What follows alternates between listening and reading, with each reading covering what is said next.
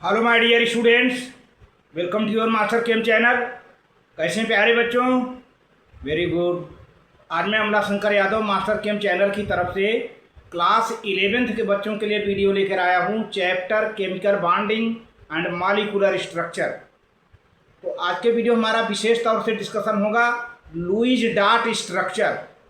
Lewis dot structure क्या है और इसका सिग्निफिकेंस, और इसी के साथ साथ इलेक्ट्रोवायलेंसी, मतलब ऐसा इलेक्ट्रॉन जो आयनिक बांड में आयनिक बांड के फॉर्मेशन में पार्टिसिपेट करता है, मतलब नंबर ऑफ इलेक्ट्रॉन लॉस्ट या नंबर ऑफ इलेक्ट्रॉन गेंद, ये है इलेक्ट्रोवायलेंट इलेक्ट्रॉन और इसको हम इलेक्ट्रोवायलेंसी कहते हैं। सबके बारे में डिटेल हम डिस्कशन करने जा रहे हैं प्यारे बच्चों। तो ये आइडिया बहुत ज़रूरी है, जो कि बेसिक कॉन्सेप्ट है। तो चलते हैं वीडियो को लेकर आगे प्रोसीड करते हैं। आप कॉपी कलम लेकर तैयार हो जाओ प्यारे बच्चों। हाँ तो प्यारे बच्चों, ये क्लास 11th लेक्चर नंबर 4 है। आज के वीडियो में लेक्चर नंबर 4 है। चैप्टर का नाम है chemical bonding and molecular structure चल रहा है। और आज हमारा जो टॉपिक चलेगा इस चैप्टर का, लुईस सिंबल्स या रिप्रेजेंटिंग वैलेंस इलेक्ट्रॉन या Lewis electron dot symbol. Electron dot symbol या सिंपली कहिए लुईस डॉट सिंबल या लुईस इलेक्ट्रॉन डॉट सिंबल, आप किसी नाम से आप कर सकते हैं, है ना, इतने में से। तो प्यारे बच्चों, पहले पॉइंट में आप लिखिएगा, in the formation of a molecule only the outer shell. Outer shell का मतलब valence shell electrons are involved and they are known as valence electron. किसी भी केमिकल बॉन्डिंग के फॉर्मेशन में, चाहे वह कोवैलेंट बॉन्ड हो, चाहे आयनिक बॉन्ड हो, चाहे कोऑर्डिनेट बॉन्ड हो, प्यारे बच्चों, आउटर मोस्ट सेल जिनको हम वैलेंस सेल इलेक्ट्रॉन कहते हैं, वो पार्टिसिपेट करते हैं। ऐसे वैलेंस सेल इलेक्ट्रॉन को हम वैलेंस इलेक्ट्रॉन कहते हैं या वैलेंस सेल इलेक्ट्रॉन कहते हैं। लेकिन इसमें इनर सेल के इलेक्ट्रॉन पार्टिसिपेट नहीं करते हैं प्यारे बच्चों।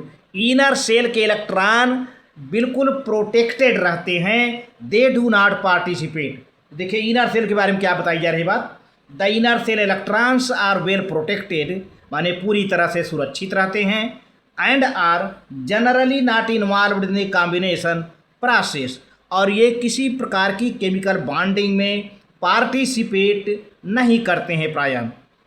It is therefore quite reasonable to consider the outer cell electrons।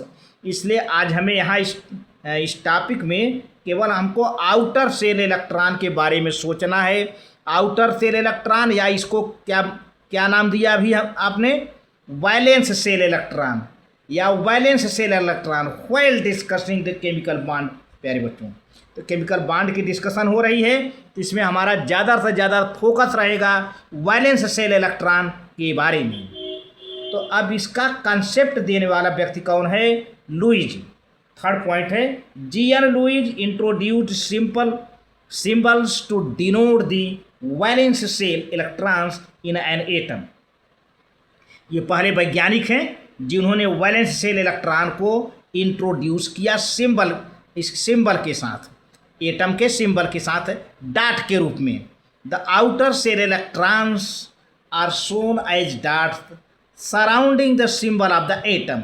Atom के चारों ओर जो आउटर सेल इलेक्ट्रॉन्स हैं उनको डॉट के रूप में इन्होंने रिप्रेजेंट किया। These symbols are known as Lewis symbols या इलेक्ट्रॉन डॉट सिंबल्स या लुईस डॉट सिंबल्स कहते हैं। तो आप इसको नोट कर लो प्यारे बच्चों, आप इसको नोट कर लो, आगे प्रोसीड करें। ठीक, अब देखिए यहाँ पर यही बात दिखाई गई है, these symbols ignore the inner shell electrons of few example.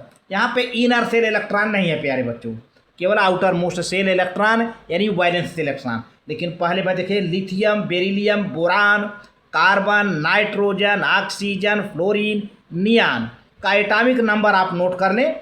Lithium का एटॉमिक नंबर 3 है, बेरिलियम का 4 है, बोरान का 5 है, कार्बन का 6 है, नाइट्रोजन का 7, ऑक्सीजन का 8, फ्लोरीन का 9 एंड नियान का 10। ये एटॉमिक नंबर है।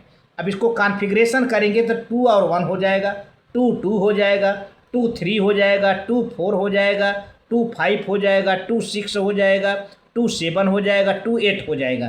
तो अब यहाँ पर देखें, लिथियम का जब कॉन्फ़िगरेशन करेंगे तो पहले सेल में के में 2 हो जाएगा, एल में 1 हो जाएगा। तो ये लिथियम का एक डाट है, यानी आउटर सेल। भाई लिथियम आप ऐसे बनाते हैं, लिथियम का एटॉमिक नंबर 3 है, तो क्या करेंगे 2 और 1, यही 1 वैलेंस इलेक्ट्रॉन हुआ, यही 1 जो है वैलेंस सेल इलेक्ट्रॉन हुआ प्यारे बच्चों। इसी 1 को डाट के रूप में दिया गया है। इसी तरह से बेरिलियम का 4 है, तो चारों थोड़ी दिखाया जाएगा, 4 तो एटॉमिक नंबर है ना। अब बेरिलियम का प्यारे बच्चों ऐसे करो, बेरिलियम का आप देखें ये पर है बेरिलियम, ये 4 है, तो इसको क्या किया है 2 एंड 2, तो 2 डाट यहाँ दिखाया गया है बेरिलियम का। बोरान का 5 है, तो अब बोरान का 5 है, तो बोरान का 5 है, तो इसको क्या करोगे 2 एंड 3, पहले सेल में के में 2 हो गया, एल में 3, तो 3 डाट दिखाया गया। इसी तरह से कार्बन का देखिए 6 है ना, तो 6 का जब कॉन्फ़िगरेशन करेंगे तो के में 2 हो जाएगा और एल में 4 हो जाएगा, तो 4 डाट दिया गया है। 4 डाट दिए गए हैं, 4 इलेक्ट्रॉन जो वैलेंस इलेक्ट्रॉन हैं कार्बन के चारों ओर डाट के रूप में हैं। उसी तरह से नाइट्रोजन का 7 एटॉमिक नंबर है, तो 2 एंड 5, तो outermost cell contains 5 electron which are represented in the form of dot.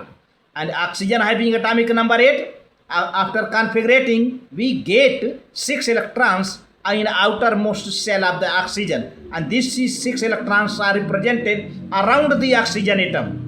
And like this, fluorine it's having atomic number 9.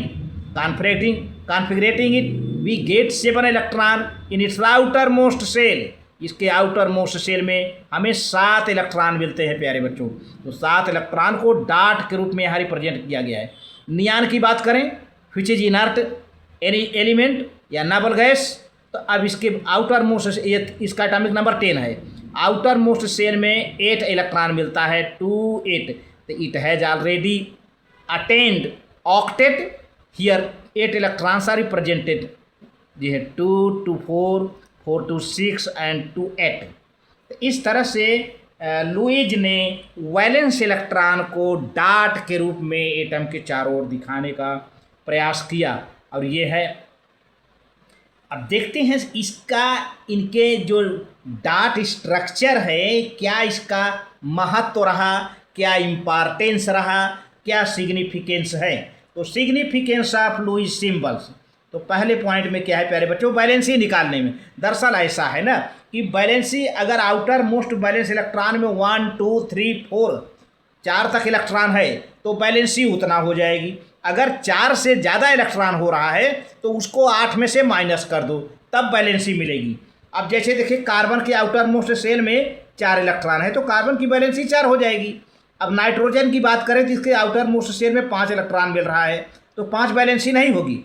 इस 5 को 8 में से माइनस कर दो, तो वी गेट इट्स बैलेंसी, तो कितना मिलेगा 3, यानी नाइट्रोजन की बैलेंसी 3। यहाँ पर इसका इंपॉर्टेंस खुल के आ रहा है। तो देखिए number of dots around the symbol gives the number of the electrons present in the outermost cell. This number of the electrons helps to calculate the common valency of the elements, and that is why these electrons are called valence electrons.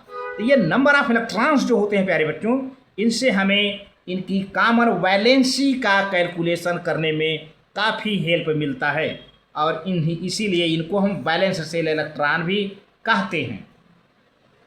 आइए देखते हैं कैसे इसकी valency हम calculate करते हैं।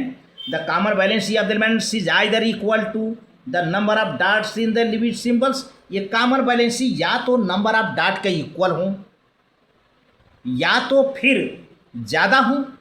तो देखिए अब यहाँ पर 2 कंडीशन जनरेट होती है कि अगर इनका लिमिट 4 तक है तब तो बैलेंसी उतना ही होगी। 1 है तो बैलेंसी 1, 2 है तो बैलेंसी 2, 3 है तो बैलेंसी 3, 4 है तो बैलेंसी 4 हो जाएगा। लेकिन 4 से जब ज़्यादा होने लगता है तो उस इलेक्ट्रॉन को हम 8 में से सब्सट्रैक्ट कर देते हैं, माइनस कर देते हैं, तो जो नंबर मिलता है that is called valency of that particular element. तो देखिए यही बात यहाँ बताई जा रही है। If these are equal to 4 or less than 4 तो वैलेंसी विल बी सेम। अगर ज़्यादा है, ग्रेटर है 4 से, तो 8 minus of the number of the dots. If these are greater than 4, for example देखिए लिथियम, बेरिलियम, बोरान, कार्बन, इनकी valency वही होगी जितना इलेक्ट्रॉन है। लिथियम की वैलेंसी 1, बेरिलियम की 2, बोरान की 3, कार्बन की 4 हो जाएगी। लेकिन नाइट्रोजन के चारों ओर जो 5 डाट पड़ा हुआ है तो 5 वैलेंसी नहीं होगी। इस 5 को 8 में से माइनस करेंगे, 3 वैलेंसी मिलेगी। ये ऑक्सीजन के चारों ओर 6 इलेक्ट्रॉन पड़ा हुआ है, ये तो वैलेंस इलेक्ट्रॉन है ना, वैलेंसी नहीं है। अब इस 6 को 8 में से माइनस करेंगे तो हमें 2 मिल जाएगा। ऑक्सीजन की वैलेंसी 2 हो जाएगी। फ्लोरीन के चारों ओर देखो 7 इलेक्ट्रॉन है, इसका यह मतलब नहीं कि फ्लोरीन की वैलेंसी 7 है, ये तो वैलेंस इलेक्ट्रॉन है ना। इस वैलेंस इलेक्ट्रॉन को 8 में से माइनस कर दो तो हमें 1 मिलेगा, तो 1 वैलेंसी हो जाएगी फ्लोरीन की। और नियान की बात करें तो नियान के चारों ओर 8 इलेक्ट्रॉन है, तो 8 को 8 में से माइनस करो, क्या मिलेगा? 0। तो इसीलिए इनकी कोई बैलेंस ही नहीं होती है नियान की, और इनको 0 ग्रुप में रखा गया है। और जिसकी बैलेंसी ही 0 है तो रिएक्शन कैसे करेगा? इसीलिए ये नॉन रिएक्टिव होते हैं। Have the valencies 1 2 3 4। देखिए लिथियम का 1 है, बेरिलियम का 2 है, बोरान का 3 है, कार्बन का 4 है respectively, is equal to the number of dots. whereas nitrogen, oxygen, fluorine and neon are 3 2 1 and 0 respectively। 8 minus the number of the darts. प्यारे बच्चों, जैसा कि मैंने बताया अभी, 4 से ज़्यादा हो तो 8 में से माइनस करो, यू विल गेट वैलेंसी। सीधी सीधी सी बात है, आप इसको नोट कर लें। ठीक, अब आते हैं इस वीडियो में एक टॉपिक आया है इलेक्ट्रोवायलेंसी। चूँकि आयनिक बॉन्ड आप पढ़ चुके हैं पिछले वीडियो में। आयनिक बॉन्ड में एक ionic bond metal non metal के बीच में बनता है। एक मेटल इलेक्ट्रॉन डोनेट करता है, नॉन मेटल इलेक्ट्रॉन को एक्सेप्ट करता है। तो मेटल जितना इलेक्ट्रॉन डोनेट करेगा उस मेटल की उतना ही इलेक्ट्रोवायलेंसी होगी, और नॉन मेटल जितना इलेक्ट्रॉन गेन करता है या एक्सेप्ट करता है उसकी भी उतना ही इलेक्ट्रोवायलेंसी हो जाएगी, है ना। तो देखिए, the number of electrons lost or gained during the formation of an electrovalent linkage या electrovalent bond, ionic bond is termed as the electrovalency of that element. देखिए यहाँ पर एक पर्टिकुलर एग्जांपल दिया है, sodium chlorine. Its atomic number is 11, electrons are configurated as 281, and here its atomic number is 17 in the case of chlorine, 287. And now sodium donates 1 electron and it gets 1 positive charge, it having only 2 and 8 electrons in its outermost shell, while in chlorine it has attained 8 electrons in its outermost shell, 2 8 8, and both ions they have completed their octet. Now they get automatically attracted due to generation of electrostatic force of attraction that is converted into sodium chloride ionic bond। ये हो गया, sodium chloride बन गया। अब यहाँ पे sodium की इलेक्ट्रोवायलेंसी 1 हो गई, क्लोरीन की इलेक्ट्रोवायलेंसी भी 1 हो गई, क्योंकि सोडियम ने 1 इलेक्ट्रॉन लॉस किया, क्लोरीन ने 1 इलेक्ट्रॉन गेन किया, तो दोनों की इलेक्ट्रोवायलेंसी 1 हो गया। तो लूज और गेन, नंबर ऑफ इलेक्ट्रॉन जो लॉस्ट होता है, गेंड होता है, दैट इज इलेक्ट्रोवायलेंसी। अब देखते हैं कौन से फैक्टर्स हैं governing the formation of ionic bond. ऐसे कौन से फैक्टर्स हैं जो कि आयनिक बॉन्ड को गवर्न करते हैं, इफेक्ट करते हैं। The formation of ionic bond is involve the formation of positive ion by loss of electrons from one kind of atom that is from metal. तो सबसे पहले ionic bond metal non metal के बीच में बनता है, जिसमें मेटल इलेक्ट्रॉन डोनेट करने के बाद पॉजिटिवली चार्ज हो जाता है। और the formation of negative ions by gain of the electrons from the another kind of atom that is non metal, जिसमें नॉन मेटल इलेक्ट्रॉन को गेन करेगा, गेन करने के बाद निगेटिवली चार्ज बन हो जाएगा। तो अब जब एक पॉजिटिव निगेटिव आयन बन गया तो दोनों के बीच में इलेक्ट्रोस्टैटिक फोर्स ऑफ अट्रैक्शन हो जाएगा। तो holding the positive and negative ions by electrostatic force of attraction, तो ये पॉजिटिव निगेटिव आयन एक इलेक्ट्रोस्टैटिक फोर्स ऑफ अट्रैक्शन से होल्ड होते हैं, जुड़े रहते हैं। तो लेसर द, अब यहाँ पे मेटल से इलेक्ट्रॉन निकालने के लिए आयनाइजेशन एंथैल्पी का यूज किया जाता है। जितना आयनाइजेशन एंथैल्पी कम होगा, lesser the ionization enthalpy and higher the electron gain enthalpy favours the formation of ionic bond. तो मेटल का आयनाइजेशन एंथैल्पी कम होना चाहिए और नॉन मेटल का इलेक्ट्रॉन गेन एंथैल्पी मतलब इलेक्ट्रॉन एफिनिटी जो ज़्यादा होना चाहिए। तो जिससे क्या होता है, आयनिक बॉन्ड अच्छे से बनता है। तो आज के वीडियो में बस इतना ही प्यारे बच्चों, तब आप इसे नोट कर लें। Very good.